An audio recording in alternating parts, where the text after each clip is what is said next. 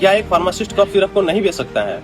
लेकिन मैं बोल रहा हूँ कि वो बेच सकता है, क्योंकि वो एक रजिस्टर्ड फार्मासिस्ट है। 9 जून 2026 को सरकार ने एक गैजेट जारी किया था, जिसमें शेड्यूल के से सिरप शब्द को हटाया गया था। आइए जानते हैं कि आखिर शेड्यूल के होता क्या है।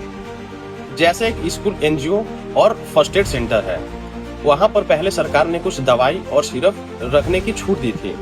वही छूट वाली सूची को शेड्यूल के कहा जाता है। अब वही सरकार, उन्हीं संस्था को सिरप बेचने पर प्रतिबंध लगा दिया गया है। अगर उन्हें सिरप बेचना है तो उन्हें कुछ ड्रग नियमों का पालन करना होगा। अगर आप रजिस्टर्ड फार्मासिस्ट हैं तो आप बिना प्रिस्क्रिप्शन और बिना किसी सरकारी पर्चे के आप कफ सिरप बेच सकते हैं, कोई दिक्कत नहीं है। ये वीडियो सारे फार्मासिस्ट भाइयों के पास शेयर करो ताकि उन्हें कोई कंफ्यूजन ना रहे।